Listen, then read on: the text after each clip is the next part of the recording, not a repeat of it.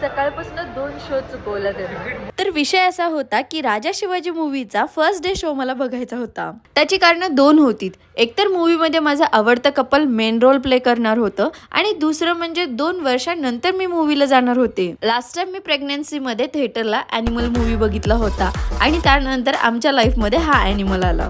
असो तर राजा शिवाजीचं booking 1 weak आधीच आम्ही आविदादाला होल्ड करायला सांगितलं होतं, पण पुढच्या सीट्स अवेलेबल होत्या म्हणून त्या टायमिंगचा शो आम्ही कॅन्सल केला आणि इव्हिनिंगचा शो बुक करायला सांगितलं.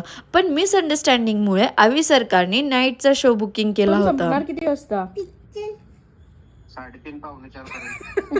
त्यामुळे जाताना मी जीन्स वरून कॉर्सेट वरती शिफ्ट झाले होते आणि गेल्या गेल्या आधी खादीचं काम केलं आणि त्यानंतर आम्ही भेटलो आविदादांना. चुकवला त्याने काय आणि पुढचं तिकीट बुक केलंय पुढच्या लेन मधलं, त्याच्यामुळे एकदा चुकलंय आणि दुसऱ्यांदा केलाच नव्हता. आता केलंय ते पण 12चं.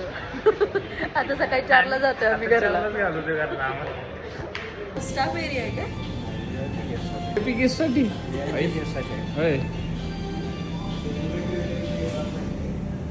काय सेलिब्रिटी येतात ना इथे, त्यांना बसायसाठी सेपरेट VIP लॉन्च म्हणून एरिया केला. मूवीला अजून थोडा टाइम होता त्याच्यामुळे आवीचं काम बघायला मिळालं आम्हाला आणि त्याला भेटल्यानंतर आम्हाला कळालं की मूवीचे तिकीट आणि फूड कॉम्प्लिमेंटरी होती आम्हाला, कारण आम्ही आवीचे गेस्ट होतो. आणि मूवीवरती तर कायच बोलायचं, मूवी छान होता, मला तर खूप आवडला. शिवाजी महाराजांचे सगळेच मूवी कधी पण छानच असतात. चला भेटूया नेक्स्ट व्लॉग मध्ये. Bye bye.